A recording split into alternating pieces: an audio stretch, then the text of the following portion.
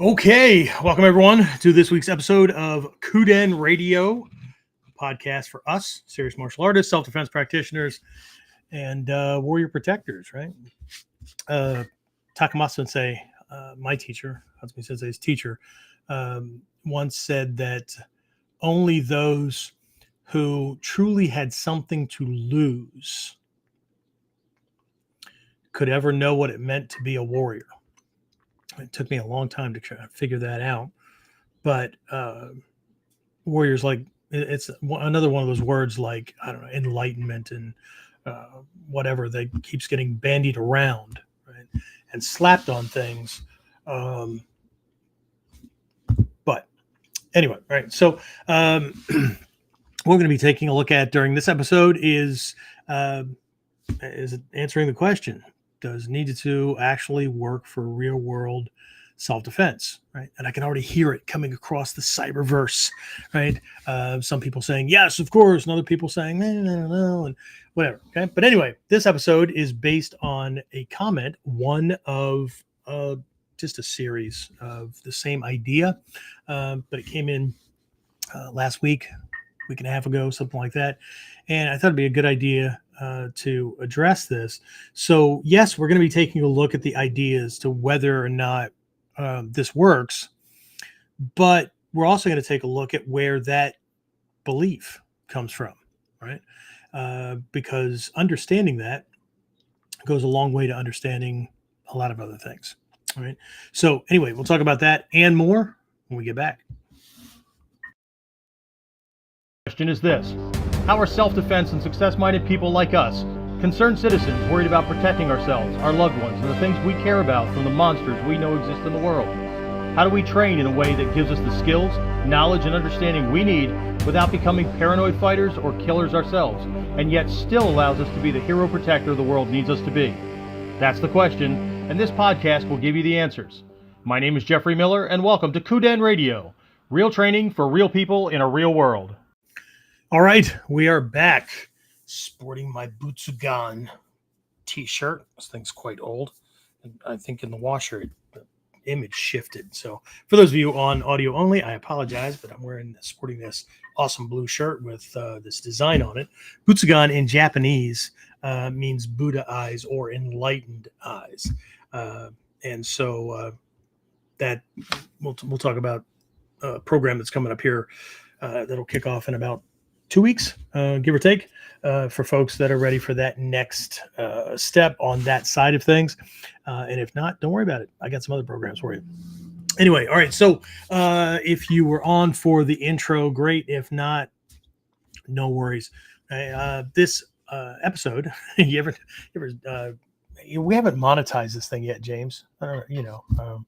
Anyway, you ever catch a podcast or whatever where this episode is brought to you by, well, this episode is brought to you by the letter L. No, I'm sorry. This episode is brought to you by compliments of the most recent student who I believe is, they're training for their reasons. They're training for the best of reasons and whatnot, but they made this comment. And so, not knocking them for it, I'm going to use it, right? And so because it's so similar to so many other ones, whether the people are within the Bujinkan, whether they're in Ninjutsu training or whether they're not, and they're using it as slanderous comments, as my German friends would say, macht's nix. Matters not. Doesn't matter, right? We're going to use it anyway, right? And so I'm going to summarize, right? The gist of the comment on the video was, I don't believe that Ninjutsu works for modern self-defense. I personally train in my club for the bonding and the experience, something like that. Now, they did go on to say, maybe it's just my club. We're going to talk about some of these things, right? Because while it may sound anal when I parse words, words matter. Right?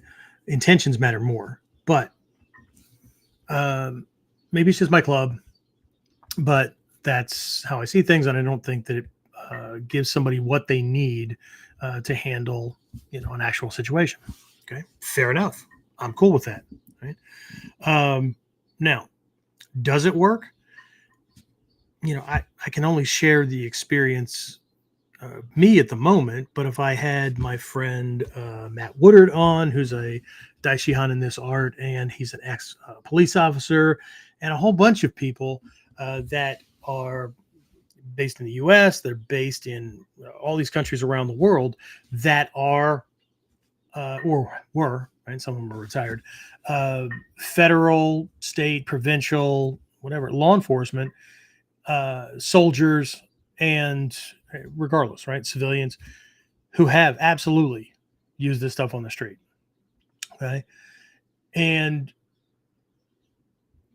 it's not that we would argue. It's just that we have this counterpoint, and that could set up an argument.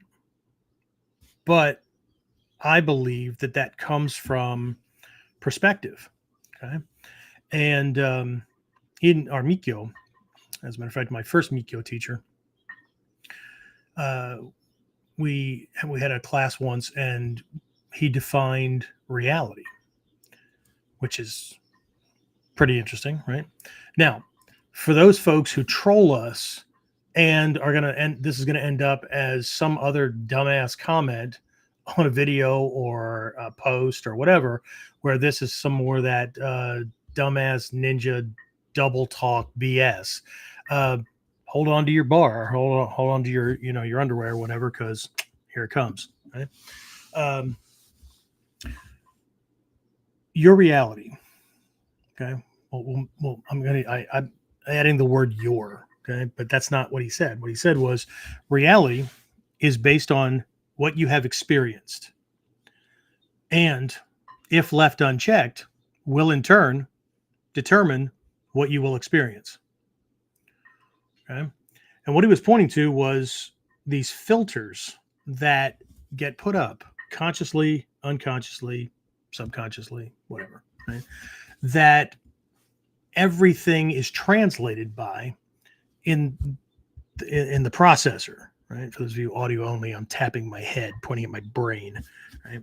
And with this size head, there better be a big brain in there. Anyway, so reality is based on what you have experienced, and will in turn, if left unchecked, will determine what you will experience. Okay? So what's being pointed to, and those of you who are going through like the Mikyo programs and those prerequisites and whatnot, this is going to sound familiar, right? So this will be a review for you. For everybody else, this is really important, right? And oh, by the way, science has been affirming these lessons for decades. Okay, I and my friends love it when a newspaper article or magazine piece or whatever comes out, or a YouTube video these days or whatever, that researchers have discovered, right? And then we just kind of look at each other and have this little smile, like, oh, okay, so you discovered it, which is really great, because this is all a process of discovery anyway. But it's been on the books or the scrolls or whatever for centuries. So for those who might lean toward, I don't believe in that stuff, and this is just woo woo, whatever. Yeah, okay, that's fine. You don't have to believe in it. Right?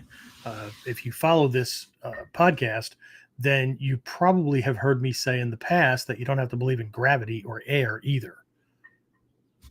But that doesn't make them not real. Okay? It's kind of like when somebody tells me something about their experience or their perspective on things or whatever, right? I can accept that is their belief, their perspective, or whatever, right? This is the identity. This is the whatever. Fantastic. You are absolutely free to believe whatever you would like. Okay? I'm also free to not believe you. Okay? If my experience runs contrary to that.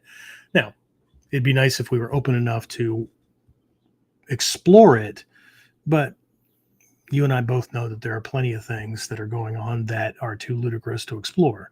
That doesn't mean we don't look into it. Well, I look into it anyway, on both sides, pros and cons, right? Because I don't trust the algorithms to show me what I need to see, because the algorithms on the platforms are wired to show you what you have. Again, here's that reality thing.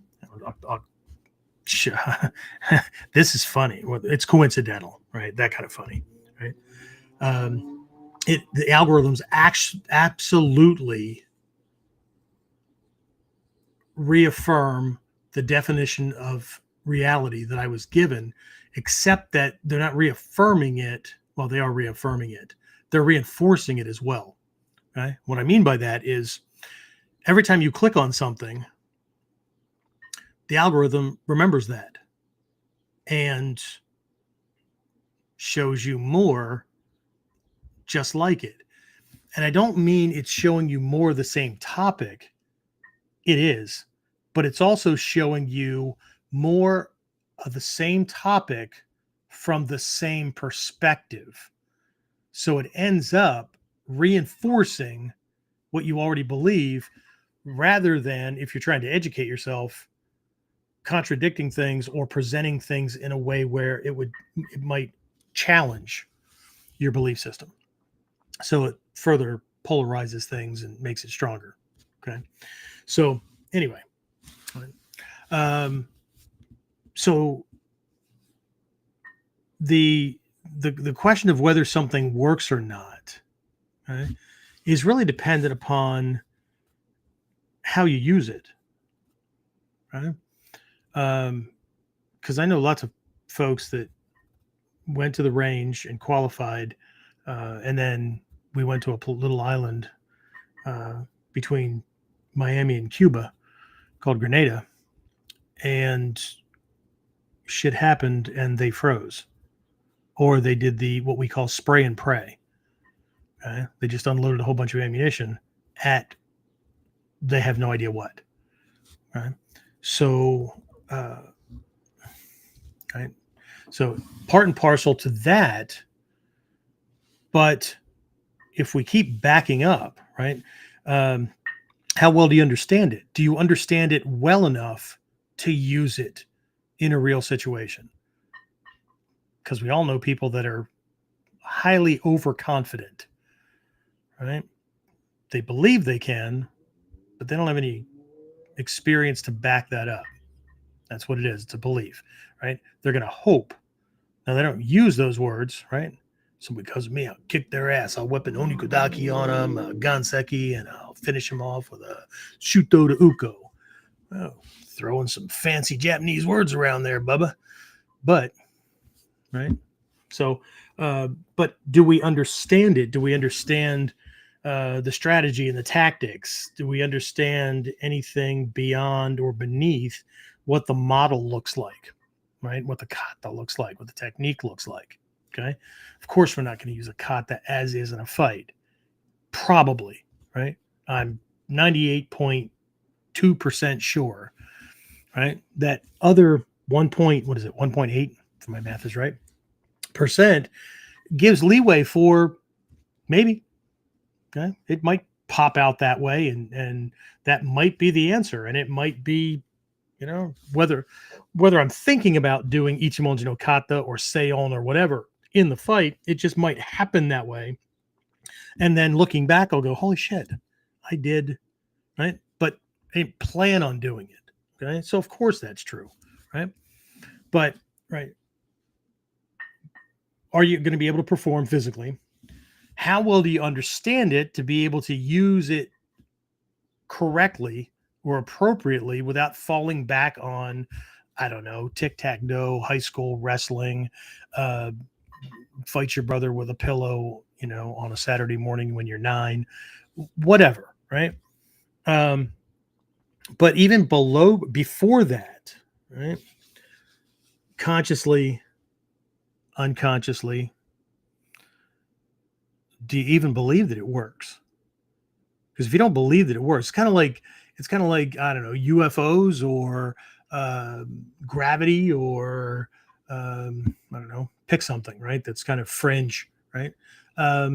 Doesn't matter if it exists or not. If you don't believe that it exists, that you're going to operate based on the fact that it doesn't exist, right?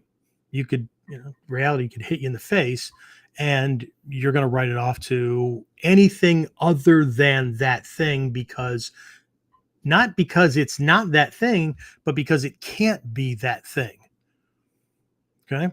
So our ability to use something, do something, produce results in the world, um, with regards to anything, including our own abilities and potential. If we don't believe that it's possible, if we don't believe that it's true, then guess what? It's not. Even if it's only not true for you, right? You could be surrounded, you could be swimming in examples to the contrary, and 99.9% of the time, you're not going to see it. Okay. So I want to dive into this perception thing here a little bit, because, well, actually, before I do the perception thing, I want to talk about something else that ego does quite a bit, because it's in this, and I didn't summarize the comment well enough, but well, it's in there, right? Even what I did put out there, it's in there. Ego has a tendency to lean toward vagueness and generality. Okay, you know what that means? Okay, it pick a goal, right? I've not next week, 2 weeks from now, right? 2 episodes from now. Okay, the topic will be wrapped around this idea of, if you were an actual ninja warrior and you were setting out to accomplish a mission, right? What would your plan be? Not having a plan B, right? For a ninja, plan B is anything that needs to be adjusted to accomplish the mission, right? There's always plan A, right? In the military, we had a saying, so my vet friends and my active guys are going to recognize this, but there's a truism in the military, and it's regarding combat, right? That no plan survives first contact with the enemy. Okay? So you have a plan that gets you in place, but training after that and the ability to adapt to actually what's going on the ground is absolutely critical, right? But a lot of folks, including ones in the martial arts and self-defense realm, that don't buy the whole kata thing, no matter what you say, right? They tend to lean toward just throw a bunch of shit, get a bunch of experience, and you'll figure it out, or what? You'll quit. So what's the plan? Well, the plan's to win. The plan's to whoop his ass. See? Vagueness. Okay? Vagueness. Vagueness begets vagueness. Doesn't mean you're not going to win. Okay? But that's not a plan. Winning and whipping his ass is not a plan. It's a goal. Okay? And so if we're vague about things, I'm going to earn my black belt in ninjutsu. I want to get my 5th done in ninjutsu. I want to earn my whatever level black belt in whatever art you're in, or whatever certification in whatever self-defense system you're in, whatever, right? I want to get that promotion at work. Great. Okay. So the gist of that episode coming up will be, what's your plan for that? Okay. Including all the negative stuff. Like, I can't, right? You understand, my situation is different. Okay. What's your plan for changing that? What's your plan for addressing that, other than bitching, whining, and moaning and crying at the universe that it's not fair, thereby convincing the universe and yourself and everybody in it that this person is a victim? I'm not going to say you again, because I don't want to rub anybody the wrong way. Right? So anyway, right? So let's look at this generality, right? This vagueness. Okay. First of all, people can call things anything they want, right? I mean, shit, you can call a dog's tail a leg if you want, right? Doesn't make it so, but you can use the term. So, but in this comment, there was the word club, right? Maybe that's only true in my club or something like that, right? As in, what is it? A fight club? Is it a workout club? See, the word club, that speaks to a certain mentality, right? That speaks to a certain purpose, right? To me, a club is a place you hang out with like-minded people, and you engage in a given interest together, which is what he said he was involved in it for, which is fine, okay? But it's not a dojo, okay? Hatsumi Sensei, my teacher, one time I overheard him say, the discussion was about, he was talking to somebody else. He was talking about this other instructor who was really leaning into the commercial route and stuff like that. And Hatsumi Sensei has never had a problem with anybody making money, ever. As a matter of fact, he's actually said, as a ninja, you have a duty to be rich, because you're not going to help very many people for very long if you're constantly going hand to mouth, right? So, but we can bark loud enough and get other people to do it, because you just, they don't understand. We can't. So my contribution to universal justice is I'll be the mouth with legs. Well, that's not me. So, but anyway, the discussion was about kind of in this arena, but I don't even know the word commercial came up. It was about the way this other instructor approached things, the way they treated their students, whatever. And what Hatsumi Sensei said was, he'll never have a successful dojo. And the person who was talking to him was actually a friend of mine. And what he said was, I don't know, Sensei, he's got like 250 students. And Soke said, I didn't say he would never have a successful martial arts school. I said he'd never have a successful dojo. Do you understand the difference? Okay. I'm not asking you. That was what he asked my friend. Right? Do you understand the difference? Right? And there is a huge difference. Right? So the words we use, both communicate what's going on the inside and how we define things, but they also condition, right? They perpetuate, right, the same kind of thinking. But the way we see things, the way we see the art, the way we see our position in our family, the way we see our position at work, the way we see ourselves, right? The way we define this group that I train with, right? I have always ever gone to a dojo or participated in a training group. Right? Well, okay. Well, how's that different from a club? Well, we could be splitting hairs, right, as far as, arguing over definition.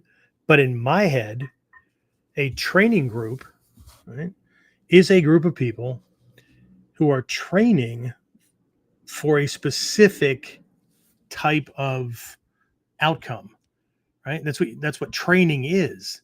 You're training for what? Okay?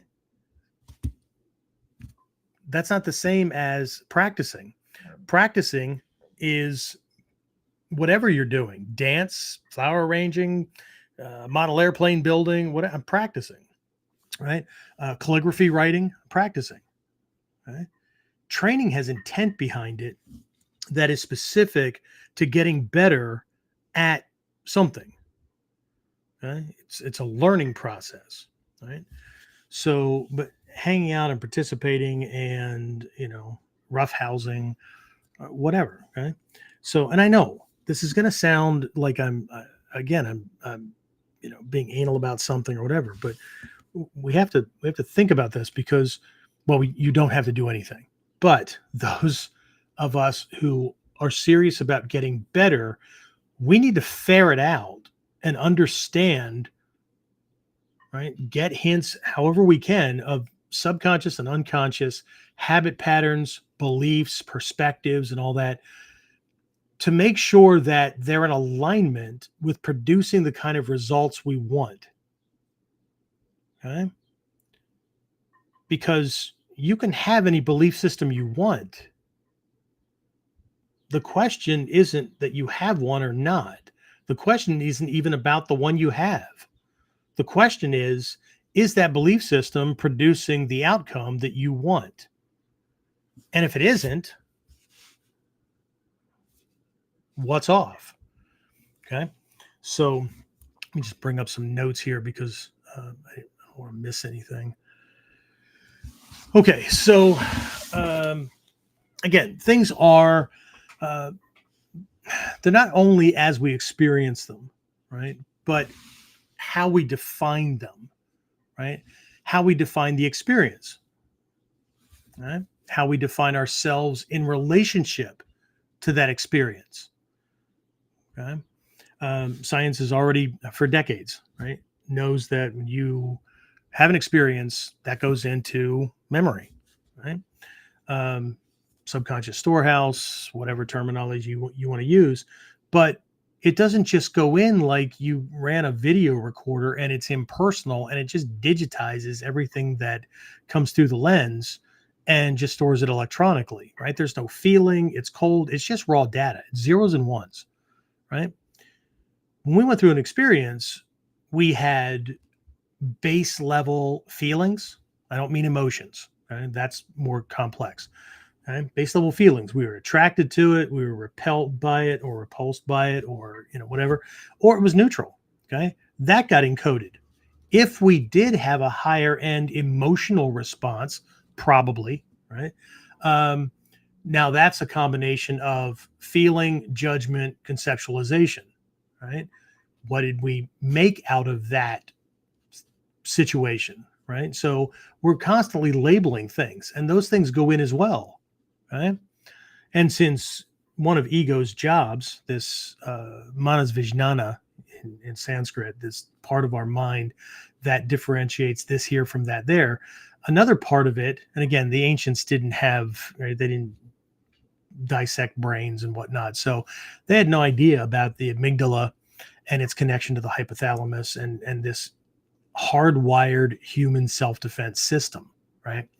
So, but once we tell ego that we don't ever want to have to do that again, or we try something and it doesn't work, or something flies in the face of prior experience or prior beliefs, we're going to label it as, doesn't work, not effective, whatever. And then that goes in there too. That will affect and condition future thoughts about things. It'll affect how we speak, how we think, how we plan, how we act in relationship to anything, anyone, any experience. It's quite deep, but we also have to remember that things are conditioned. So my friend who left the comment, I don't think he meant ill will or anything like that. He was just expressing an opinion, right? And that's what it was, right? I hate to use this phrase. It was his truth. Okay. It's your reality. I'll buy that, right? But that doesn't make it conventional reality, right? The reality of most of the people around you. It doesn't make it ultimate reality, right? It makes it yours, which is conditioned by what you've learned, what you've been told, what you've experienced, right? And the feelings associated, all kinds of things, right? But how we define these things, right? Already conditioned by other pre-existing definitions of things or experiences or whatever. It's like people that tell me that on videos that, that doesn't work, or nobody does that, or whatever, right? No, you don't do that. Not you. I'm speaking third person, right? You don't do that. You've never experienced that. Nobody's ever done that to you. But here's ego doing a vague, generalized statement about everybody else. we've all seen those posts on whatever arguments going on online, right? Somebody, I just saw one on a cruise uh, forum or Facebook page or whatever the other day. My wife and I were avid cruisers. We love the ocean. We love traveling. The Caribbean is like all that in a bag of fucking microwave popcorn. Yes, I know it's hot, but the ocean's right there. So, I mean, it's just our thing, right? I mean, I've got friends that are snow bunnies and have pictures of icicles hanging off their freaking beards, and they can keep them. But it's, I would rather be hot than cold. It's me. It's my thing, right? But anyway, I was on this cruise thing, and somebody posted something. It was trivial, right?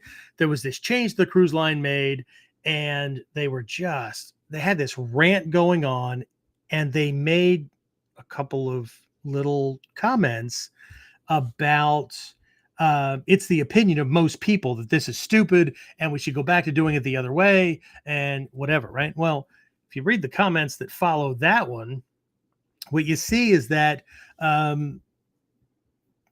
don't think anybody agreed with them. Several people made the comment about, don't you just love when somebody has no evidence and generalizes not only their experience, but their agenda to make it sound like everybody wants to do that thing, right?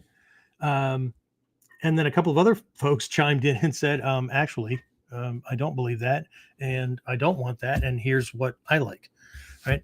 So, but again, ego is just a master at, and especially if we're trying to convey this agenda, right? And so when somebody says it won't work, one of the first questions I ask is, have you tried it? Have you ever? Well, no. Okay. Because it doesn't work. Well, what tells you it doesn't work? Well, because I've been in fights before. Okay. You've been in a life-threatening, like, attack situation before. What about those fights tells you that that's the way attacks always happen? Right? Other than ego assuming that because 5 out of 5 quote unquote fights I've had, right, are no different than the fights I had in high school in the hall or in the parking lot, right? What? How many times have you been attacked? I mean, shit. All you have to do is watch a TV show like Investigation Discovery or one of these crime things to see how many different ways human beings attack and murder or assault or whatever other human beings. And it blows the all fights happen this way argument right out of the freaking water. Right? There's like sneaking up behind, there's shoot you in the side of your head while you're sleeping, there's poisoning, there all kinds of things, right? There's, the lure you in and then stab the shit out. There was just one, where was it? It was today. I was listening to a news thing today. Was it local? Let me get off my screen here. James, was it local? There was somebody that, no, maybe it was I don't know, a Joe Rogan or some other podcast I was listening to. But it was fairly recent. There was this guy who was, I know what it was. It was tied to him deciding he's a woman so he could go to the women's prison. But while he was in the women's prison, he impregnated 2 women and whatever, right? But he's a killer, right? And he killed his foster father, stepfather, something like that. But the cops were like, this is the most heinous thing I've ever seen. The guy had stab wounds from his eye sockets to his ankles, like covering almost every part of his body, right? So, so much for one stab, right? Anyway, I shouldn't be laughing at people getting stabbed. Anyway, right? But these general, vague kind of things can really, really, really get in the way, right? In Mikyo, this falls into the realm of ignorance, okay? And I don't mean stupidity. I mean, at its most pure form, not knowing any better. But that's what we run with. Okay. So, anyway, before I continue on with the rest of this stuff, let's pass it over to Master Blaster James. He's bored over there, so handling everything in the background. Who's on, James? Who should I say hi to? Or who should I ignore? You tell me. You can name names. It's all right. Hey, look, it's James in the little window.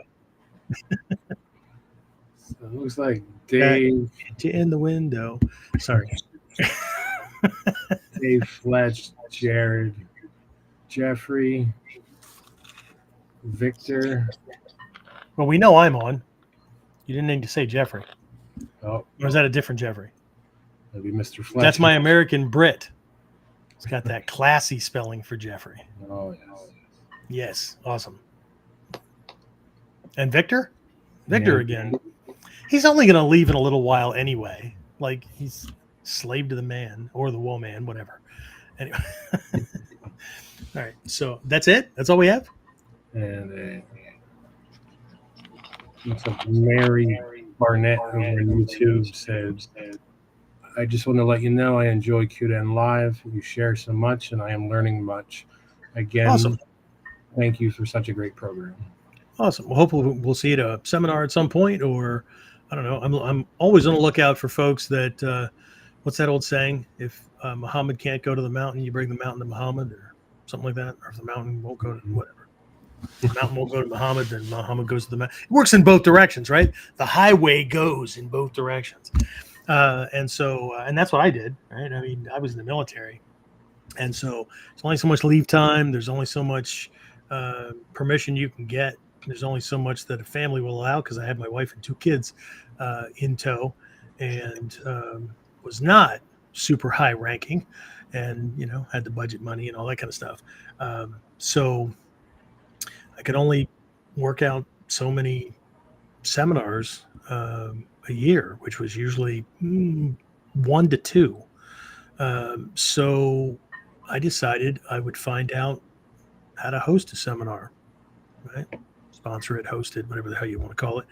And talked to my teacher, figured out what I needed. And you know what?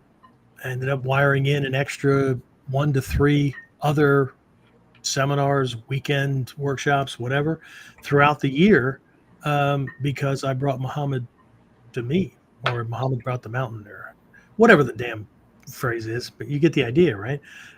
So anyway, but we've got fall camp coming up in November, so shameless plug. Anyway, so cool. Well, I'm always happy that people are getting value out of this. I would hope that I didn't waste 218 days putting these things out. Right?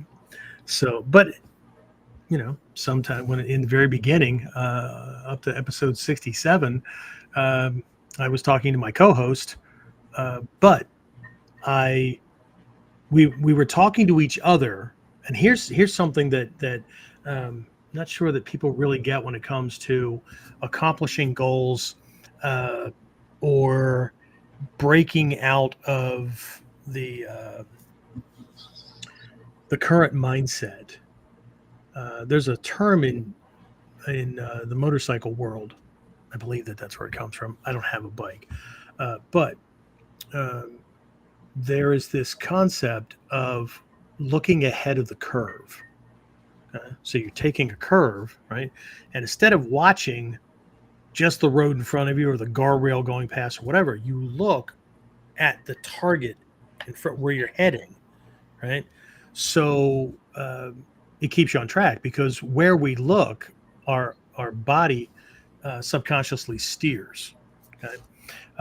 For anybody who lives in snow country in the wintertime, you might know this, that the biggest fear that most drivers have is veering off the road and hitting a telephone pole or a tree, like sliding off the road or whatever, in the wintertime, right? Guess what happens a lot? people slide off the road because they're so worried about it. They're watching the telephone poles, or they're watching these things that they're worried about running into or having an accident with, and their hands are being guided by the subconscious. And sure enough, right? So this really points to this idea that what you focus on, right, all of you, physically, mentally, and whatnot, will steer in that direction. It'll keep producing the same things. Okay. So I've started to use this phrase to help people with this idea of visualizing goals and future outcomes and whatnot. And that's what you're doing. You're looking ahead of the curve, right? Because if we sit in real time right now and you visualize, we can run the risk of the subconscious, of ego going, that's not true. You're just making that shit up. Okay. I'm just visualizing something that's not real. And if you don't buy it as real, then nothing's going to change. Right. So, but if we're, waiting for a family member or a friend we haven't seen in years, right? We're waiting at the airport, or it's the week before they're coming in, or it's holiday or whatever, right? We do this shit all the time. We future project. We think ahead of the curve, right? We start planning. All of our activities go around like making sure the place, if they're staying at my place, making sure the place is clean, they've got a place to stay. We think about all these things that they're going to need, right? Make sure that we've got, towels and linens, and we make sure we even plan out places that we could go to eat, and then we're going to let them know, but we're already setting the stage, right? We do this regularly, but for some reason, people have a hell of a time with it when it comes to changing their circumstances and situation. Okay? So, but anyway, hopefully everybody has this, or they're getting some value out of it. Otherwise, I would have to ask, what are you avoiding by sitting in on 2-hour KUDENs once a week? Okay? Because if we're not doing something to get something out of it, then we're doing it to get out of doing something else. That's Mikio 101 too. Not 101 2, 101 also.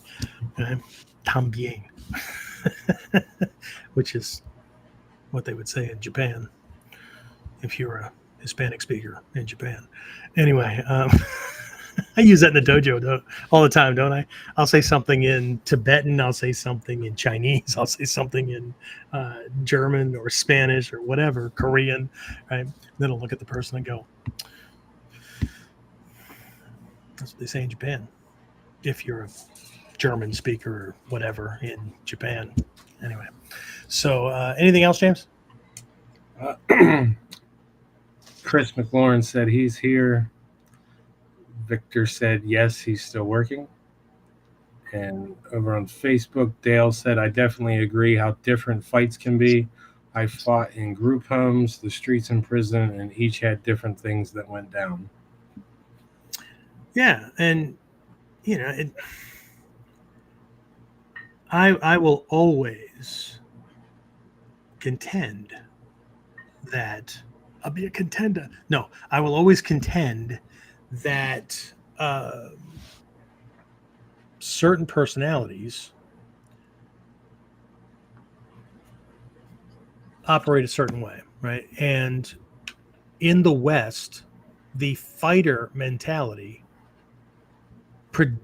tends to predominantly lean toward the boxer type kind of thing, right? Does that mean that wrestling doesn't happen? No, you don't see wrestling nearly as much on the street.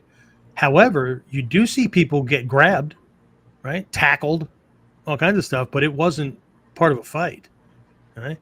I had somebody comment on a video that I had where, I don't know if it was the same person or not, maybe, where it was a roundhouse kick and I pulled a clip knife. Remember that? Was it you that I was working with, James, or was it somebody else? Right. We have clip knives that are training clip knives, right? They're all smooth and thick blades and all that, but you can practice if you carry one of these things like I do. Right. And so I pulled it, went back into this Seigan no Kamae, and let the leg pass over it, right? And what I got was just, everything from what kind of shit are you trying to show kids is okay. Somebody else said, you mean to tell me if somebody just walks up to you and, tries to kick you in the head, that's what you're going to. Did you just hear what you just said? Somebody just walks up to me and decides to kick me in the head. What the fuck is that? I don't think people listen to themselves personally, and they should. They should run it once through their head before they let it fall out, because it just makes me laugh. But the setup, they were YouTube shorts. So how much can I freaking teach you in a YouTube short? What I'm showing are possibilities and potentials. There is little to no setup. Yes, James? I mean, there was a point where we were trying to hit a certain benchmark on Facebook, or not Facebook, on YouTube. And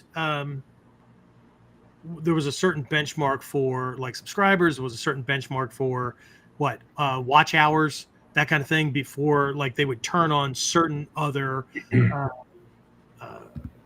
not benefits. What the hell are they? Certain other functions for us, features for us, right? And so shit, we were putting out dozens of freaking videos a month, right? I mean, wow. But anyway, they're snapshots, kind of like a kata, right? It's just a possibility. It's a potential. One of the things that I just introduced to the folks that are going through our mod 3, or if you're doing it standalone, the Dominate and Win program, is this concept from the Kotori. Well, it's from a whole bunch of lineages, but this concept of Moto Gata, right? And in the connected personal development lessons, for those of you in the program, they'll be out here shortly.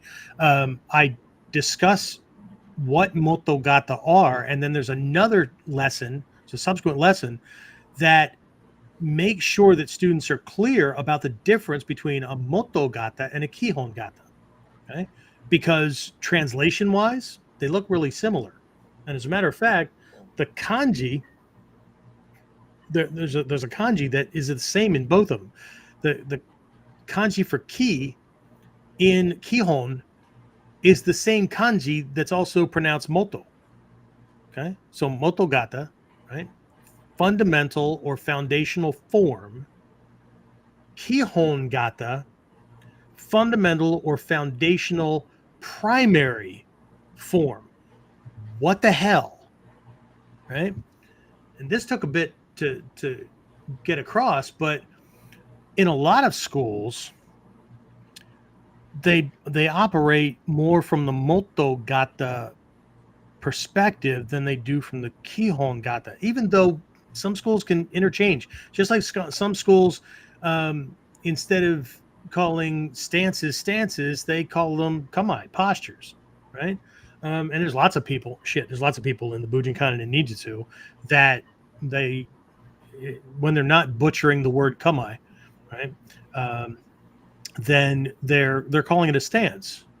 It's not a dachi. Dachi is stance, kamae is a posture. What's the difference?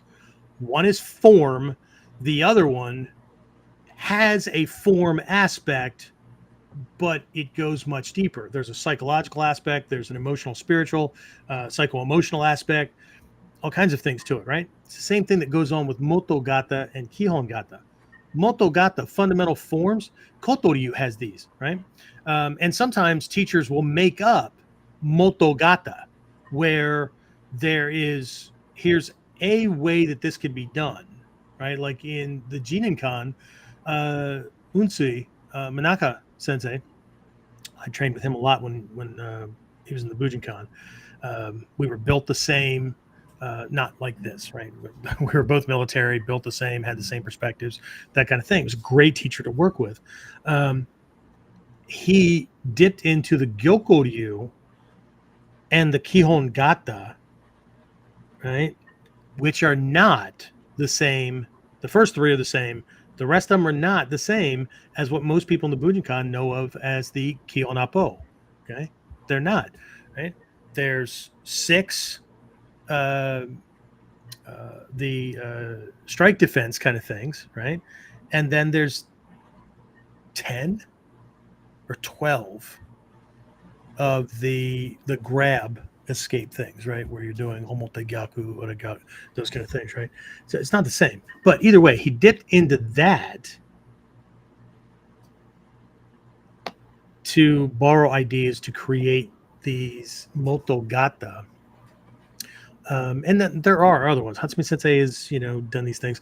But motogata are examples of how the mechanics, how the skills in that particular lineage can be strung together to to do things, right? That's what most people think of as kata. Kihon gata have a motogata aspect, but Kihon gata point more to principle, concept, functionality, those kind of things, right? The energy of it's very different, right? Just like Kamai Dachi, right? A lot of people have gotten all bent out of shape because I said it's not a stance. Stances in Japanese martial arts are named for the position of the legs. Kamai, for the schools that use those, are named for the position of the limbs in the upper body. In Ninpo, Kamai are named for those things, but also what's going on in the head and what's going on in the heart, the intent, right? It's not the same, but they get all bent out of shape. Well, but it looks like a stance. I understand. From a certain beginner's perspective, it absolutely will, right? Because Kamai have a Dachi aspect and then a whole bunch more. Dachi.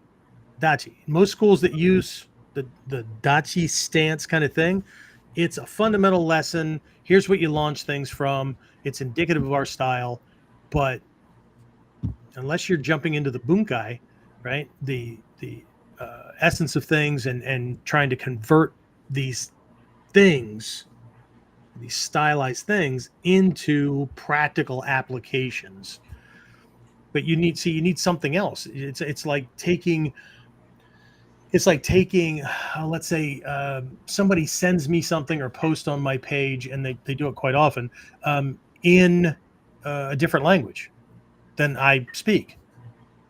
I copy and paste it, go over to Google Translate, click it in, or one of the other translators that I use, drop it in there, and it translates it so that I can understand it, right? That's what bunkai does, right? It's that process of translating it, right? The process it's different. It's an attempt to still get there, but anyway. So people can get caught up in what they see and how things get compared, because again, they're bringing glasses, but the glasses are colored already, right? There's rose color. We've all heard, right? Take off your rose-colored glasses. Take off your blinders, whatever, right? Because that's filtering the information coming in, right? I don't like that thing or those type of people or whatever. So anything that comes in that direction, I'm either going to ignore it, I'm already going to shut it down, or I'm just going to attack them first, right? Those people over there or those things over there, I like, so I'm going to, right? Those things get to come in, whatever. We have to be careful, right? How we're translating things.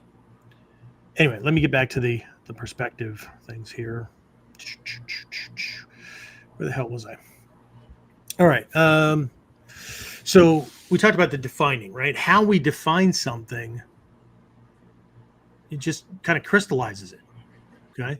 So, and that goes for whether something works, whether it doesn't work. But this goes back to what a fight is, how attacks happen, right? Who, right? If it were true that I don't know what I'm talking about, solely based on the fact that I have little to no hair on top of my head, because when it stopped growing up there, it started growing in other places. And you don't need to know that, but I already let it out. So anyway, so my age, right? My gut, my whatever, right? And so I don't know what the hell you people are doing here, right? Because there's this belief that somebody should look a certain way, right? The comment, right? Why are all these ninja fat, right? Hatsumi Sensei. I'll have James tell the story here shortly, or in a minute. There was a video by somebody that he watched, and Hatsumi Sensei made this comment about fat ninja.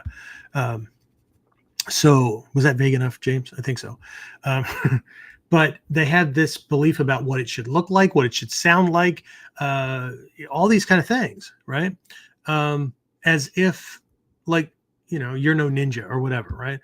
Somebody made a comment about that recently, and 99.9% of these things I don't comment to because they're not worth my time. But I've got better things to do, and I'm not getting into a pissing contest. If you ever see that I comment positively or negatively to somebody who's obviously a troll, okay, and that dialogue goes on for 3, 4, or 5 back and forth posts, okay, don't worry about reading my post. I mean, you can. Don't worry about reading my comment, okay? There's a point to the comment. The point of the comment is to get him to respond again, because the more I can get him to respond with my responses, the more the algorithm thinks that my stuff is valuable, and I just used him to get more attention and to program the computer program that gets all this stuff out into other people's hands. And that, my friends, is how ninja do things. So it's called Ninja no Uge, one of the primary 8 areas of training, right? Influence, manipulation, deception. So yeah, he wants to get his 15 minutes of fame.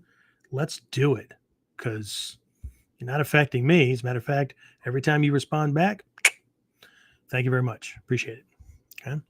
And if other people jump on him, I'll back off, because that's just even more, right? Because the computer programs don't know the difference between an insult, a compliment, right? A dialogue, an argument, whatever. Okay. Anyway, so let's get back to this, right? So we have to see, the first thing we have to see is that this thing is going on, right? And this points to, or allows us to see, what I call the master illusionist at work, ego. Those of you in Mikyo, you've heard me talk about this one ancient sutra. It's called the magic show of the mind, right? And ego is the central figure in that sutra. And they're described in the role of an illusionist, right?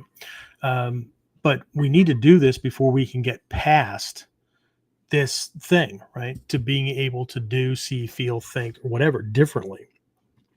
Because if we don't,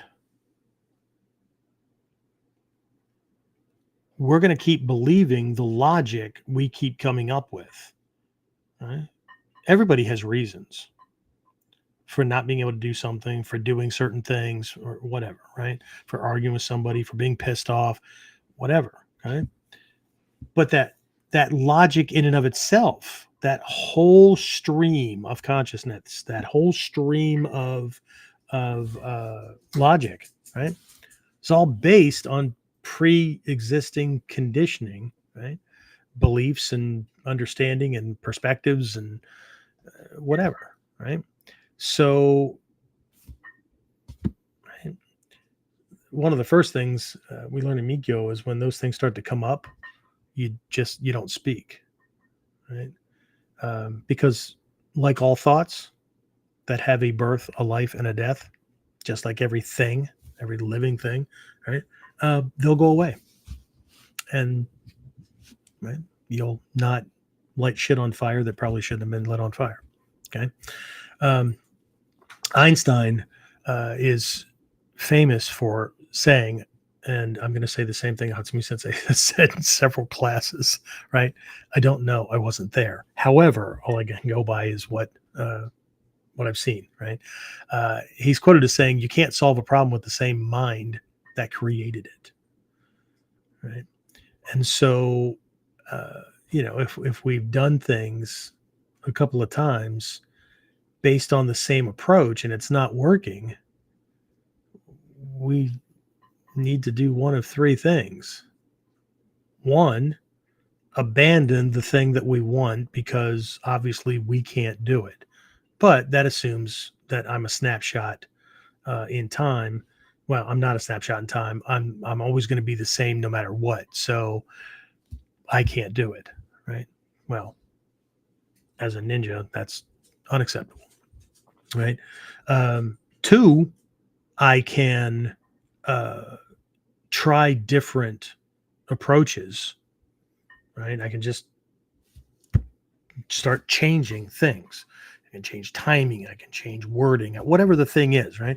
I can just try a different approach, right? Usually what that's going to take is to actually be functional uh, is to not do it with our with our own logic, right? Not come up with those things. I mean, we can, right? We're all very, very intelligent people. One of the upcoming episodes we'll be doing is on the fact that you're already a master. Question is, a master of what? Right? So, but we could try it that way. The other option is using this thing that's a key in Mikyo, which is using a simulacrum, using a stand-in. Okay, so we could I don't know, you can see these successful people on YouTube all the time, right? And so we could just start doing it like them, right? Like the old wristbands and books that they used to have. WWJD, what would Jesus do? Then somebody came out with WWBD, what would Buddha do? I think somebody came out just recently with WWED, what would Elon do? So anyway, I don't have one for me, but anyway, so then we could not do it like us. We could do it like them. Okay, Mikyo, that's a big thing, and we're going to be as part of what's going to be taught here in the upcoming Jusan Butsu program, where I'm going to be going into the 13 key characters, Buddhas and Bodhisattvas on the mandala in Mikyo. And again, for those of you who get a little shaky when I say Buddhas and Bodhisattvas, as though I'm talking about gods and whatnot, while there are schools and whatnot that do focus that way, that's not the Mikyo approach. So when I say the word Buddha, what I'm talking about is a state of mind or a mental function, right? And when I say Bodhisattva, I'm talking about the activities of that particular mindset. Okay? So just like when we're being scientific or when we're researching, we do certain things a certain way. We think a certain way, right? There's a certain flow of logic that happens a certain way. When we're being artistic or we're just kind of like hanging out with friends and having a good time or whatever, the thinking processes are different. The activities are different, whatever, right? You can always see when somebody's they're in the wrong place. They're in the wrong. They stand out, right? It's the guy sitting still and just kind of watching or not doing anything while everybody's out dancing, or it's the guy dancing when everybody's trying to study, right? But we're going to be going into these 13 from three different perspectives, right? I'll be discussing or teaching an active practice that's used in Japan that actually has to do with somebody in your family or friends or whatever that have passed on that this is used for. But I'm also going to be covering for my Mikyo folks the secret to these 13, because they're laid out in a very specific order that is really, really powerful. But this set of 13 is a substitution for something we just went through for those who want to enter onto the path of Mikyo. And it's a part of the first of 4 stages called the Juhachi Do, right? The 18 ways of going. I'll just leave it at that. So I've already opened the doors for those folks. And so hopefully everybody that's been through programs so far, including the previous Goshen Bow program, you should have received an email from me with a, if you want a spot, here's what I'm offering, and you got to do this before I get the webpage done and I open it up to everybody else. So if you didn't get it, you don't know what the hell I'm talking about, either double check your promotions and social folder or send me something to let me know you need it again, because by Wednesday, no later than by tomorrow or Wednesday, that stuff will all be ready to go. And I will be doing a webinar this Thursday evening on a topic that's related in these things. Anyway, let me just keep on moving. All right. So, but again, it's about mindset, and we need to ferret these things out, right? These conditioners, so to speak. Why is my notes won't stay up for whatever reason. There we go. Okay, so again, when people point out reality, or they make a statement about what is real, right? Again, while I'm on the Mikyo thing, I might as well stay over here for a moment, right? We've got 3 different viewpoints on reality or truth, or whatever definition or whatever word you want to use for it. But it's not really 3 things, right? It's 3 perspectives on the same thing. Okay. And for those of you who don't get that, I want you to look around the room that you're in. Okay. And so that has a certain appearance to it. Yeah. Okay. You can see things, they're in certain relative positions to you and all that. Right. Okay. So that's what your room looks like. Okay. Now, if you have a house, I don't care if you rent or you own, or if you live in an apartment, it doesn't matter. Okay. If you were to direct your attention, hopefully the room you're in has a window. If not, well, then pretend that you're in one with a window, right? So you're looking at the window. Okay. Yes, you can see through the window and you can see outside, but your perspective on your house is from that particular room, that particular window, that particular angle, right? Your eyes are still pointing at the window, but here's what you see, right? Still your house, apartment, whatever, right? Now, if you're on like the 3rd floor or whatever, you're going to have to imagine having a lift or something. If you have a house, it should be easier, right? But now imagine yourself outside, looking at the same window. Is your view of the house the same? No, but it's the same house. Okay. Now imagine being at the furniture store and you see a cool piece of furniture, and you think about how you're going to redecorate a particular room, and that's going to go in there, and where it's going to go and how it's going to look. That's a different perspective. Same house, 3 different perspectives. Okay. So we have these mandala, right? The Kongokai mandala represents ultimate truth. This is cold, impersonal. It's the way things are and the way things work, right? You don't have to like it. It's the way it is. We're on a little blue marble circling around a big old fiery ball that it itself is circling around what, right? There's this galaxy, this solar system. It's in a galaxy, and that if things hold out, then it's circling around some who knows what in the middle of things. So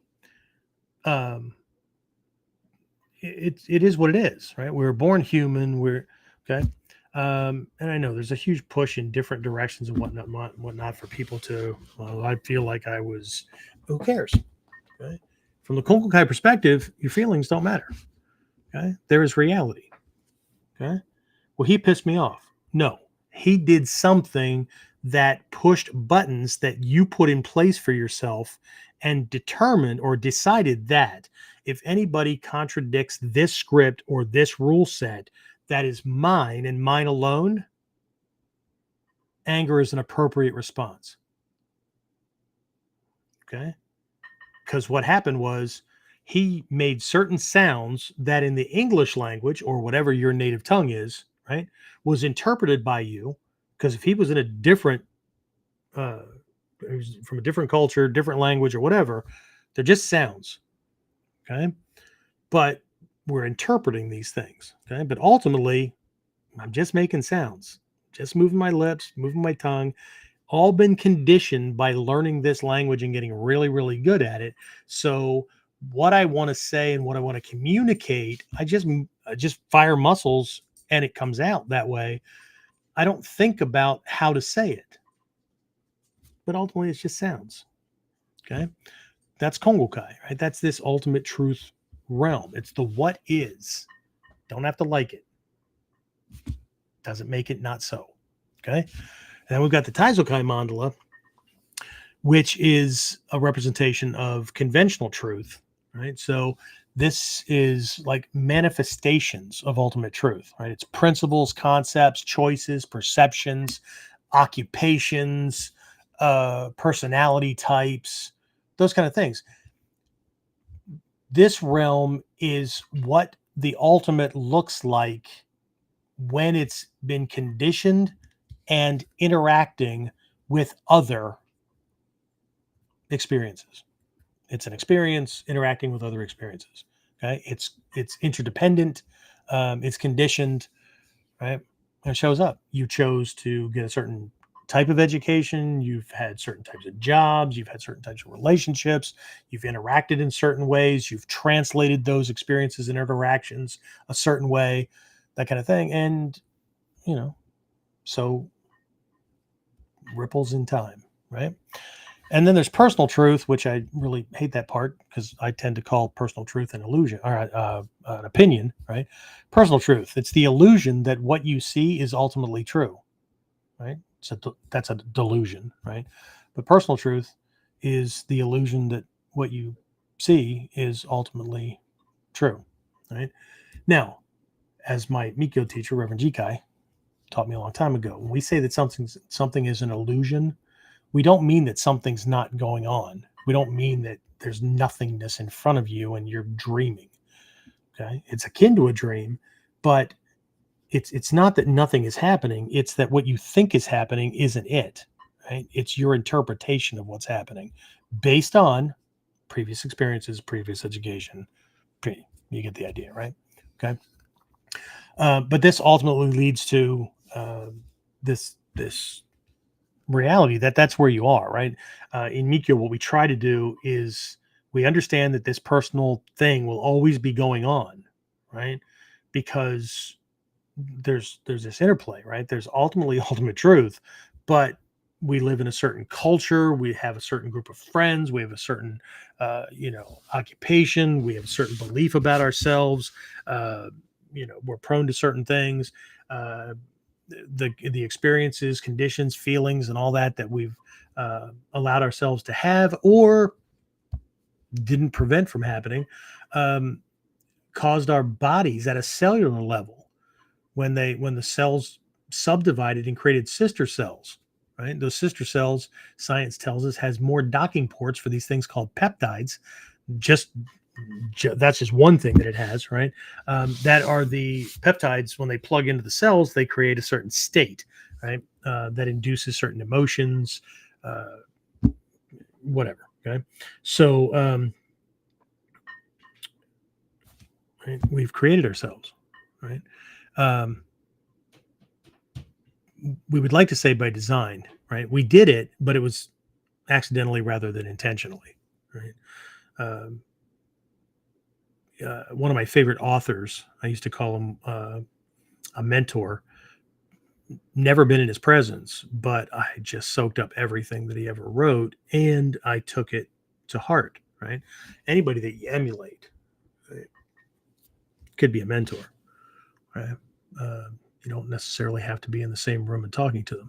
As a matter of fact, what's his name? Napoleon Hill, in his Think and Grow Rich, there's a whole chapter on the power of the mastermind. And now you could form a mastermind group, which is what I see a dojo as, one type of, right? Dojo is a group of like-minded people working on the same thing, but they all have diverse backgrounds, experiences, and things like that. So while they are trying to learn the same thing and develop the same skill sets in that realm, they all become, in our parlance, they become a ninja network.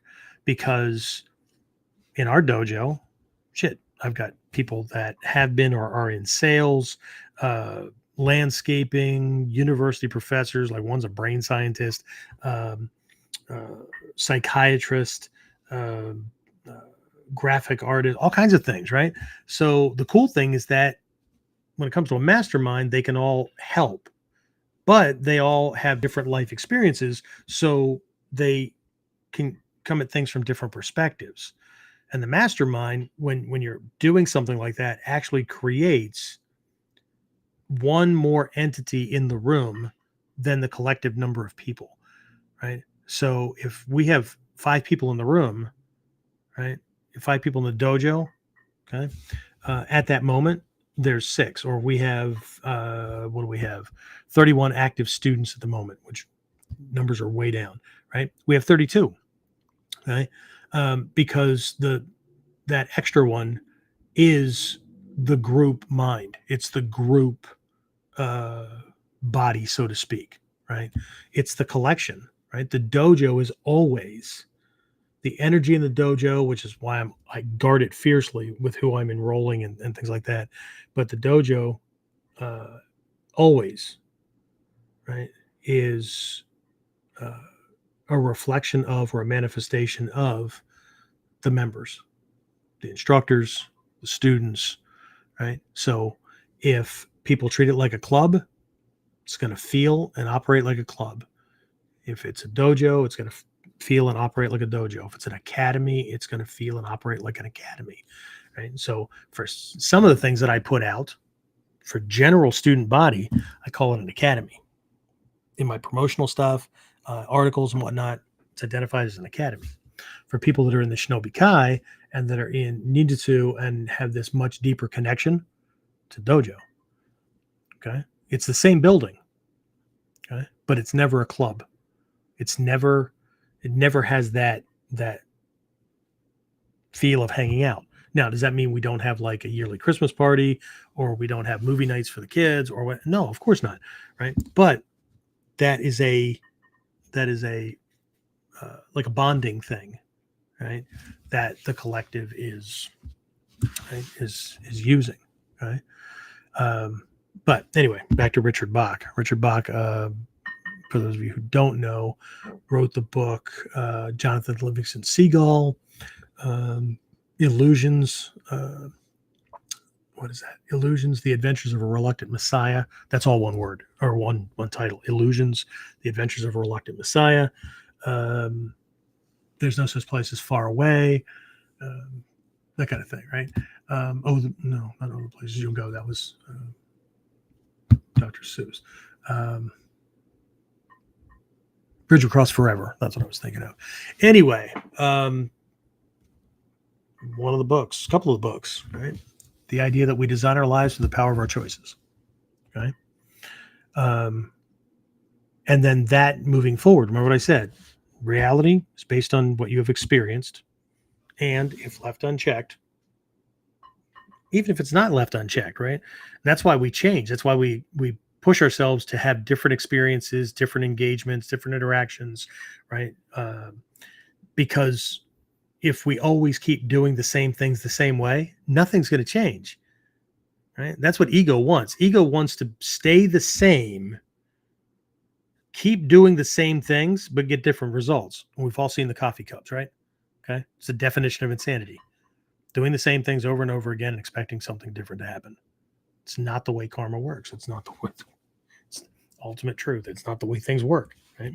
So the trick is to have different experiences, to have different thoughts, to have different, to practice different habits, right? Of course, it's going to freaking feel like it's not me when I start to do something new because it's not a habit pattern. Okay. But I have to keep at it until I don't even think about it anymore. Right. And then I have to think about how to do the thing that was a 30-year long entrenched habit, because not only do I not do it anymore, but my body, my brain has broken that neural pathway and reallocated those elements to other things.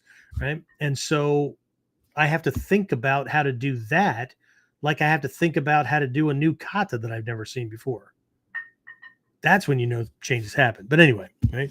So experience, reality is based on, or my experience determines my reality, which will in turn determine what I will experience. Right? So what about these choices? Right? Well, this whole conditioning thing determines what we choose to avoid, what we choose to ignore, what we choose to look at, listen to, feel, what we choose to choose. Okay? So the short of the answer for me as to whether ninjutsu works for self-defense, and some of you guys that are on, I know that you've used stuff, right? The answer is yes, but the answer is yes because I have an experience. I have a bunch of experiences, right? I was just sharing one with James. You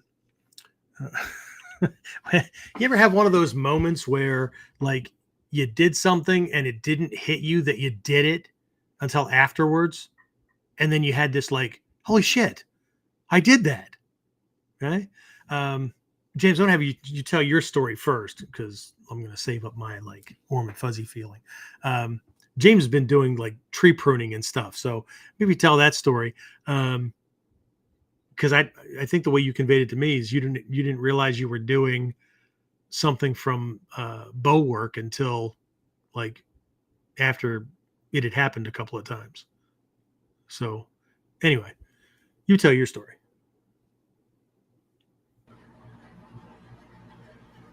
Imagine having a limb drop on your head from 18 feet in the air. So I was just pruning some dead branches and hung up branches out of trees today using just a manual pole saw and a hook on it. And I wasn't thinking too much about it. I was supposed to be wearing a helmet while I was doing it, in case at least less a branch fall on my head. But I wasn't super concerned about it because I just said, easiest way to not have a branch fall on your head is not to be underneath it when it falls. So I really didn't think much about it, and like I would just watch like cut branches, they'd fall, and then you watch it come down so far and just move out of the way if it's coming at you. But then I also at one point was getting higher up branches. They were probably thinking like 18, 19 feet up, and they kind of come straight down. They're starting to come straight down, but I didn't want to like move too far because you have to angle the pole saw in there correctly and everything.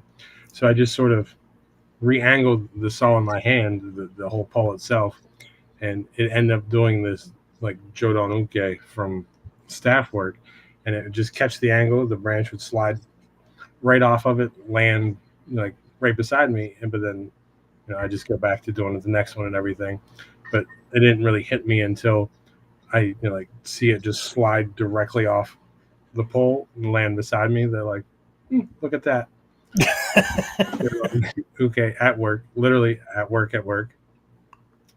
And it's just one of those things. I think I told you, like, look, it really works. And it's not that I don't believe it doesn't work, but whenever it literally works for you outside of the context of the dojo, like it's completely different than it's now real to you. Yeah, it's not like you didn't intend to do it. You just didn't do it because you were trying to do staff work.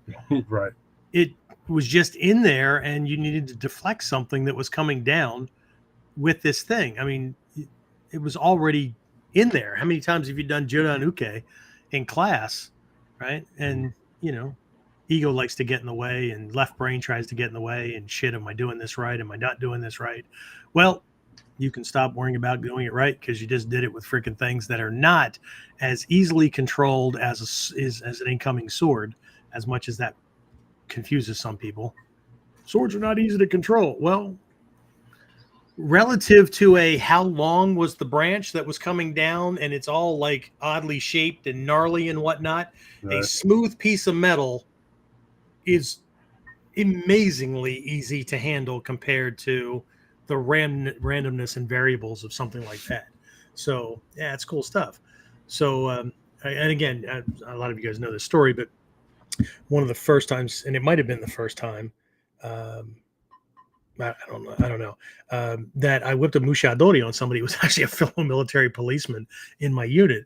And so long hours, whatever, I'm leaving, and I had worked several days straight in a row. We had this alert. My Army guys know what this is, right? And so did not get off work first thing in the morning, right? So it's, I don't know, 24, 30 hours later, something like that. I'm finally leaving the barracks. I had my family there, so we lived off post. And I remember walking along the wall, right? It's to my right, and we just had this long hallway, glass door at the end. That was our entry exit. We had a side door as well, but I was already well past that one. And I'm thinking, I got to get some sleep. And then I only have like a day and a half, 2 days off now. So I really want to do something with the kids and the wife. So I'm running these things through my head, and these two guys that come in the door, and one guy's just jacking his jaw and stuff. So I'm, his personality was recognizable, so that was easy. His roommate was way taller than him, right? This guy named Lance, one of the only two people I've ever met from Wyoming, which this is a joke, but perception wise, if I was going to be led around by my perceptions, then my reality would say only two people live in Wyoming, because I've only ever met two people but anyway, they come walking in, and I'm just deep in thought, and it's just chatter, right? Heading for the door. And the next thing I know, I hear something like, and there are these arms coming in. And so this is the way it played out. My body went into Hoko. I must have felt this thing, whipped a mushadori on him, laid him out on the floor, was kneeling over him with my hand cocked back when I heard him screaming, I was just joking, right? There was a whole bunch of other guttural sounds too. But, and that just broke through this haze, so to speak, right? I think the movie The Last Samurai, where he was surrounded by those swordsmen in the town square at night, and his eyes kind of glazed up. I think they did a really good job of trying to convey that, although if you don't know what that feeling's like, you don't know what was going on inside of his head, right? Because you can't watch all those people. That's why freaking people attack you as multiple attackers, because they know that if you're using left brain, you can't manage it all. Right. So, but anyway, it broke through, and I realized what was going on, and I just said, "Oh, me too," and patted him on the cheek and got up and walked out. Well, I got out the door, down like 2 or 3 steps that we had right outside the door, because I was going to walk home, and I got around the corner, and at that moment, it dawned on me what happened. Like, I did all of that, and left brain barely caught a couple of glimpses of what was going on. Like, I had that momentary breakthrough that there was a setup between his arm and mine and my positioning, right? And it's just how many times that I had done mushadori in the dojo over and over and over again, right? And it just so anyway, get out the door. James and I had a good laugh at this, because I just slightly turned the corner and realized what happened. And you ever had one of these moments where you go, yes, and you just keep on going, right? And like, I thought about that all the way home, and I just kept trying to dissect what happened. But there were these drop-off moments where left brain took a freaking vacation. and it was just pure action. So not the only time I've done mushadori on people, not the only time that shit's been flying all around, and you got to make sense out of the chaos. And I didn't fall back on tic-tac-toe or anything else I've ever done. It was this, pure and simple. Adjusting for, you know, we'll call them negative conversations. How about that, right? Or manipulative people, or you know, strategically and tactically setting things up to work a certain way. I use this shit all the time, every day, right? But as far as violence goes, I think a lot has to do with, not to me since I've talked about this over the years, that the longer you do it, and if you're doing it correctly, you come across as a more relaxed, jovial person. Like you just want to have a good time, live life, that kind of thing. But there's this other thing going on, that there's a presence that tells people that are looking for shit, you're not the guy, which is the problem online, because that energy doesn't convey like it does in an interpersonal relationship, right? Like if I'm walking down the street or whatever, right? It's not the same, right? Because you can't feel that right now. This has been digitized, and then it's translated on the other side by electronics and whatnot. It doesn't come across, right?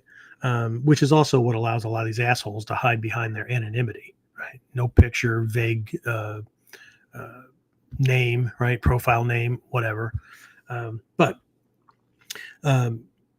this thing kind of happens, right? And but it's a process of becoming, and that's one of those.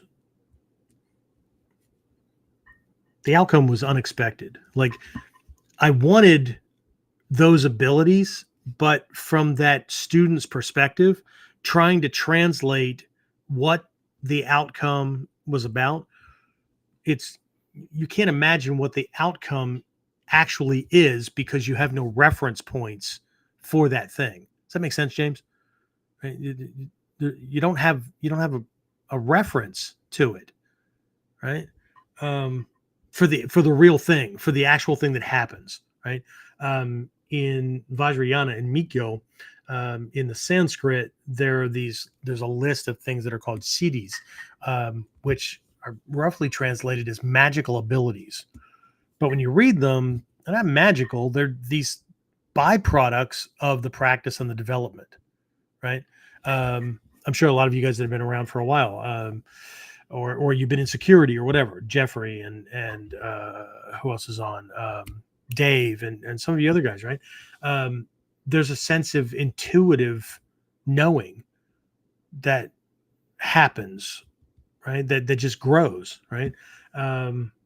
Mine was a product of law enforcement and military, and just being in situations where that either develops or you die, right? So, but there's also things that develop where there's a sense of knowing, almost like mind reading, but it's not what most people think of.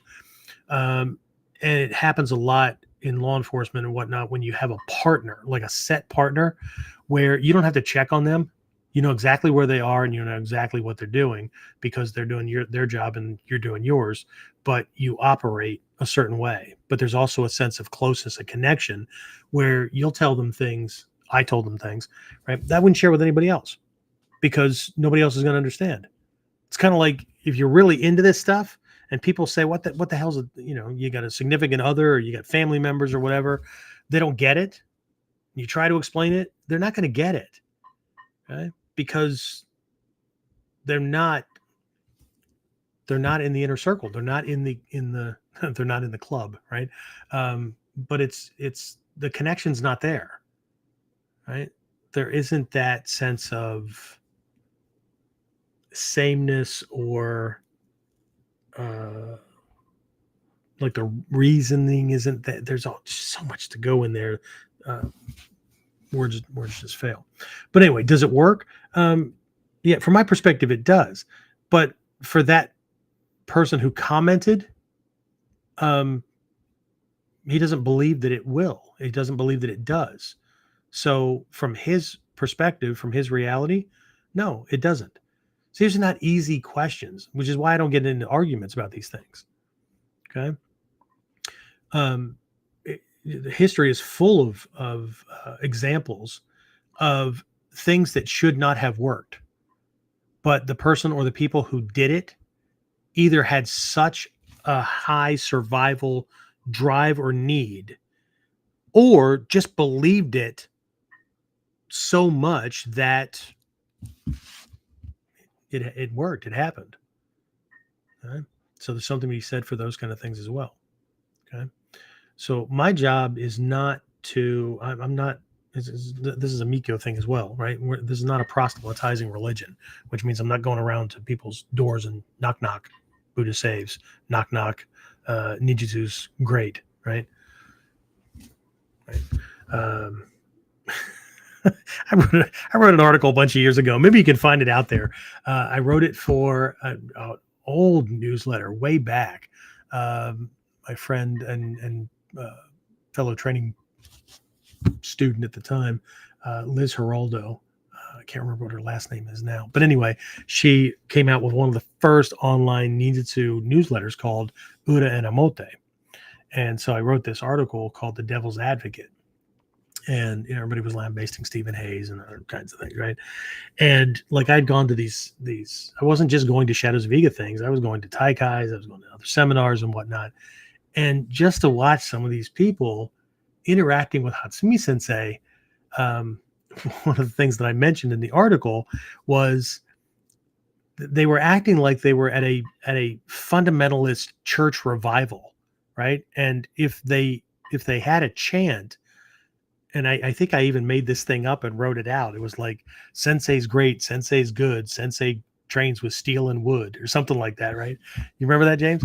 Yeah. So, but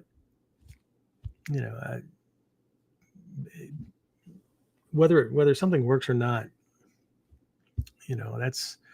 that's going to be up to the individual, whether or not we can accomplish the mission we're setting out for, whether we can accomplish that belt rank, whether we can make it to a damn seminar, right? Whether we're going to get anything out of it. Yeah. We've already decided. We may not have the words or think that we spoke the words, but subconsciously, those functions don't use spoken language. You don't think in those terms, right? But when you start to move in a certain direction and it feels uncomfortable, or you think about having to do this new thing or make that call or make the reservation or whatever, right? And the fear comes up, the lump in the throat, or you start to move in a certain direction, you start to do something, and next thing you know, you remember that you've got to do these other things, and yeah, they're not due for a week, but I might as well get them done now and get them out of the way. That way I got all this time to think about this thing. Okay? That wonderful thing called procrastination, right? And actually the benefit of procrastination, because procrastination is one of those things, like a lot of negative traits that are always framed, as a problem, right? Fix procrastination. James has been through the instructor training program. I have procrastination in there. It's one of the jobs of an instructor. Okay. Not to procrastinate, right? There's a lesson that they get, and the lesson can sound negative. So I have to go into it much more deeply. But most human beings have these two, and again, most, right? There's a very small percentage of people that once they commit to something will stick to it no matter what. It's like 1/10 of 1%, right? Of any group doing anything. So if you're still hanging out and still training and still doing things and right, still focused on growth and all that kind of stuff, congratulations, right? You're in the 1/10 of 1% of the entire friggin' population on planet Earth that can do that about anything. Okay. So if you hate the 1%ers, you're 1% of 1%. So you should loathe yourself. That's what I think. No, anyway. So the where the hell was I going with that? James, help me out. Where was I going with that? Got sidetracked.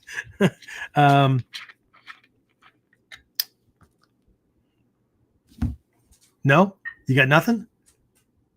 See, he wasn't paying attention either. Okay. Somebody else will post something. Anyway, where the hell was I going with that? It doesn't matter. It'll pop back up again. So, any questions, comments? Let's do that. Maybe it'll pop back into my head again. My sometimers just bumped up to half timers, I think. Questions, comments, complaints? Edit the complaints. Just that Trinity's on, and Dale said Never heard of her. Dale said, I personally found that the choices I made changed my environment. The more positive choices, the better my environment. By design, right? Okay. You have to choose. You have to decide. I mean, but that's, we've got this character, Nin, right? Change is not comfortable. The human system develops an equilibrium,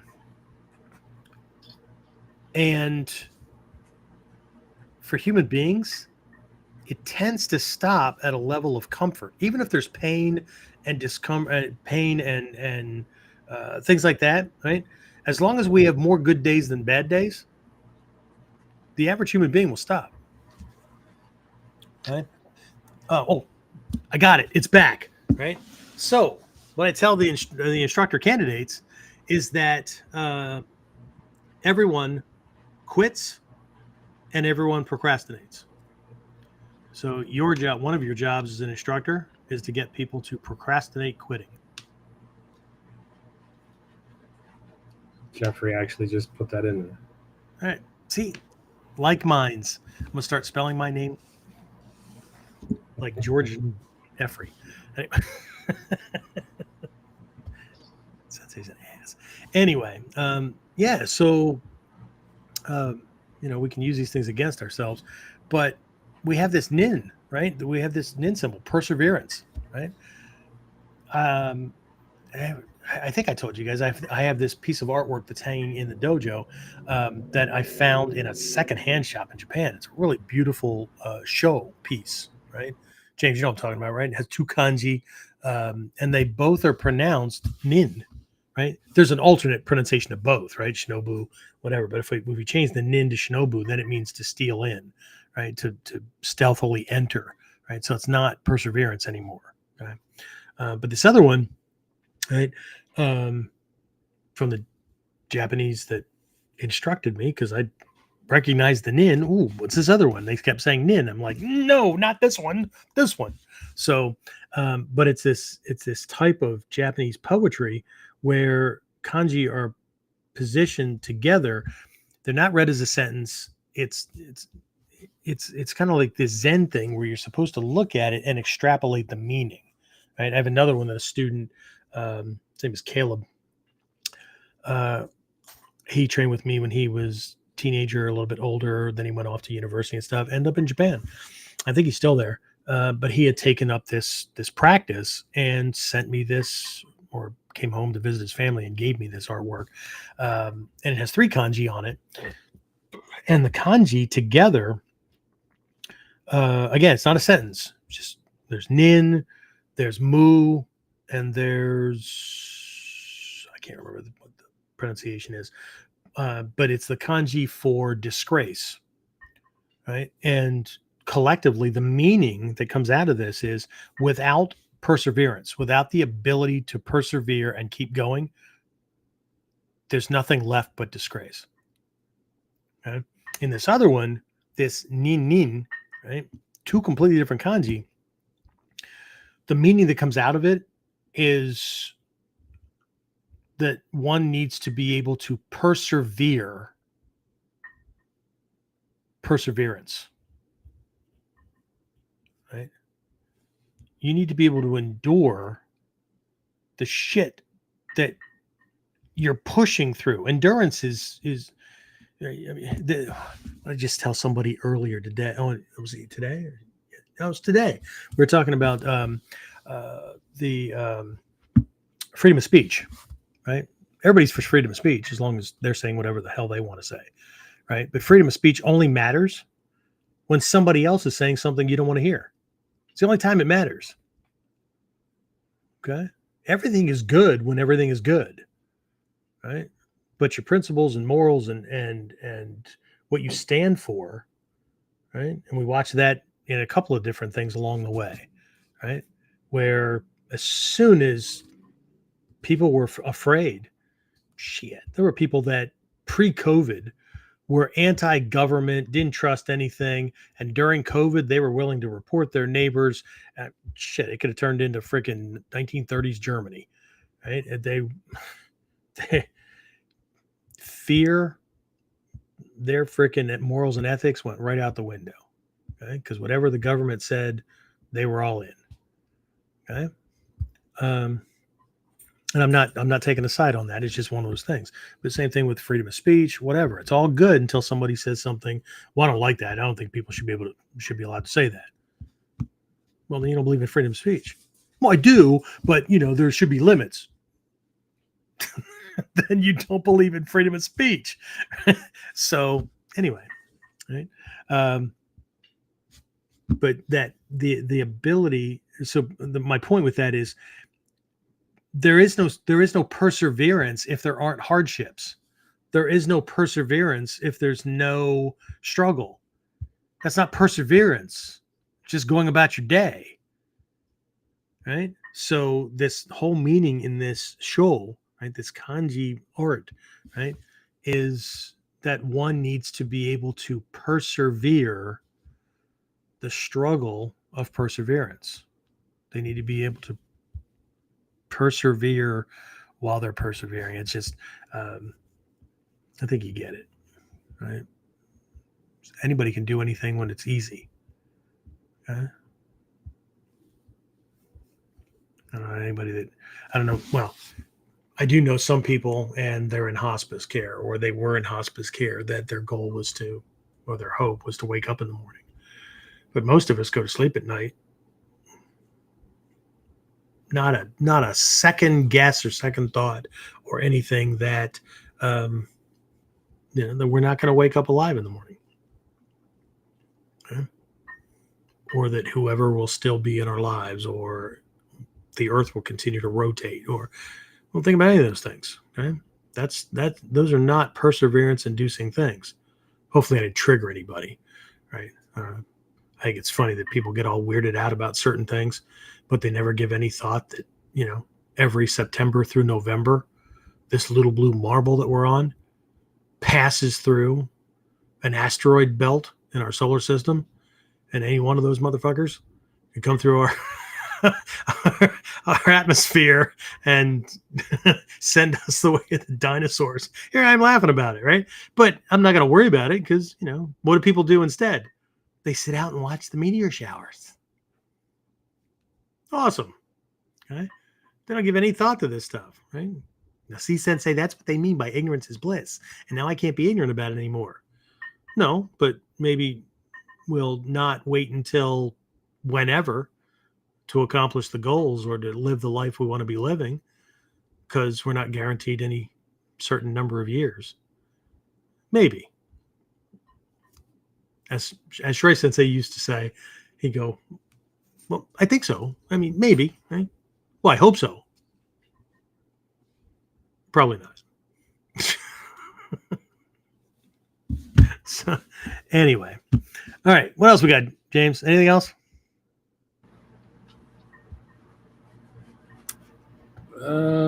Trinity said, I like the lesson on perspective. I find I'm a more content person in most situations when I remain open to varying perspectives. It's when I turn too far inwards that other people start to bother me. Well, don't confuse that with recognizing recognizing. The only word that comes to mind at the moment is stupidity. Have you ever listened to somebody, you ask them questions to clarify their point or whatever, and it just turns into freaking gibberish? Like it doesn't make sense. And I don't mean it doesn't make sense because you're not educated in that direction or whatever, right? She knows we have a family member that their entire life they're just a habitual liar, and so they will tell a story about something, and you call them on details that doesn't make sense, and instead of filling in details to clarify, they'll tell you a completely different story or a completely different reason for why they did that thing, and they think that if they tell the right one, you'll just buy it. But it ends up not making any sense because it's not cohesive. It's not like that. Kind of like when I was a cop and I'd catch somebody red-handed, right? And then I'd go and have to testify or write something up or whatever. And and this guy would go, "That's not me." Or when I was a PI and I'd set up, video cameras and stuff, catch somebody going right into the desk drawer, opening up the money bag, taking the shit out, turns to look to see if anybody's looking, and there he is. And we have him in a room, and we play back the video, and he looks at me and goes, "That ain't me." Okay, so don't confuse the turning inward and whatever with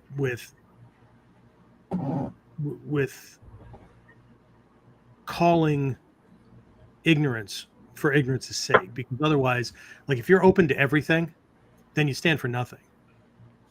Okay, and I get the idea of open, but this is like balancing out the Kongokai and the Taizokai, right?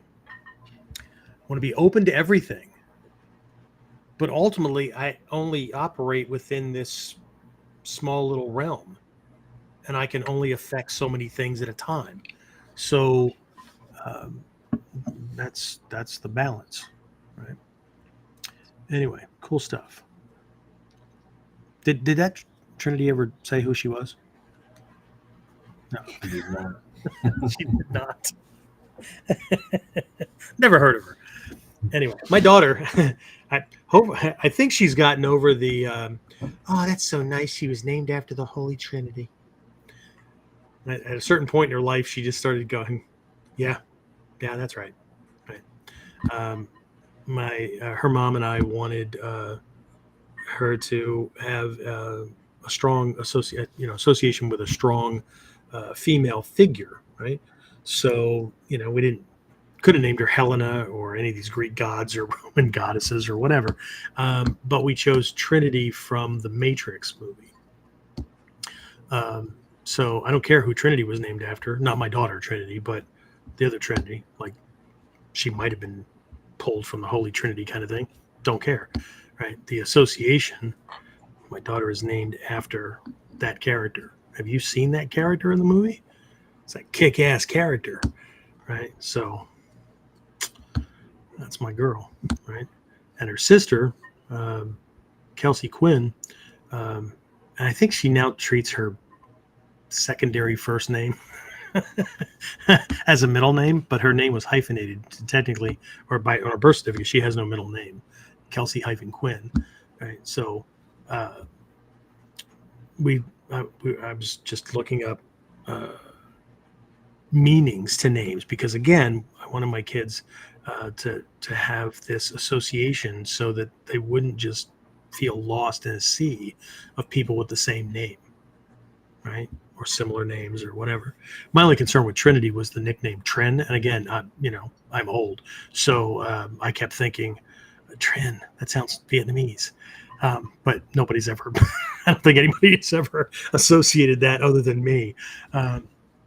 But Kelsey Quinn, one of the translations for each of those words is warrior advisor or warrior teacher, which was one of the jobs of ninja in ancient Japan. They were like special forces tactical advisors to generals. So there's that. Anyway, what else we got? Anything else before we wrap this up? Dale said, I found that even in a negative situation, if I can see the lesson then there is wisdom, and that negative situation is not as negative as it may seem. It is not always easy and takes constant looking, but it's better than only looking for the negative. Doesn't make life easy, but definitely more bearable. Yeah, no, I absolutely agree. And here's something. And again, um, there's an upcoming episode where this is going to come up a lot with these perspectives. But uh, one of the things that we'll be discussing is not just perspective, but uh, I think it's in the one with the "What's your plan?" Because people start with, "I want to have my black belt in Ninjutsu. I want to train in Ninjutsu. I want to be able to go to seminars or whatever." Okay, but I can't. Okay, so if we just started with the, "I'm going to go to the seminar or whatever." Okay, so what's your plan? Okay, well, if your conditions are good, then well, I'm going to arrange for time off. It's going to cost this much. I have to reserve space. I have to provide for transportation or arrange for transportation, whatever. Right. But that's not going to stop. And this is where it pisses people off, where they say, but I can't because I don't have XYZ. And I'll go, okay, what's your plan for that? Because you're going to have to take care of that before you can do the next thing. Right? Well, I can't do that because of this. Okay, well, what's your plan for handling that? Right? So, well, I don't have one. Okay, well, what's your plan for developing a plan to accomplish that? Right? But it all comes down to perspective, right? Because we see exactly, and this is again a Mikko thing, right? And this is the quickest way to reverse engineer and to start to find some of these things that are subconscious, unconscious that you don't have direct connection to, right? Listen to or reread your social posts or whatever, where you're justifying a certain position, right? Or whatever it is, positive, negative, or okay, because that is coming out of that belief system, right? You want to know what you believe? Read your shit the same way other people read your stuff, okay? Because we see exactly what we want to see. Because again, you go back to ultimate truth, shit's going on all the time. If you read the newspaper and watch all this other crap, 90% of what the world is telling you is, look how bad shit is.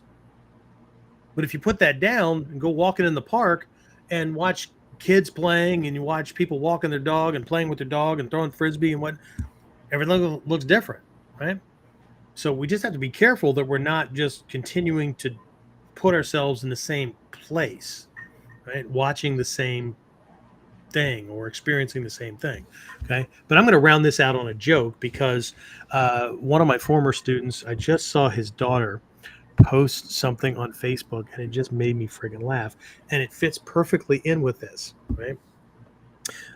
Was it Dale with Dale's last little positive mindset comment? Is that what was that Dale? Right. Mm-hmm. Okay. So anyway, the post was trying to think more positively these days. Right? And then in parentheses, trips and falls down the steps.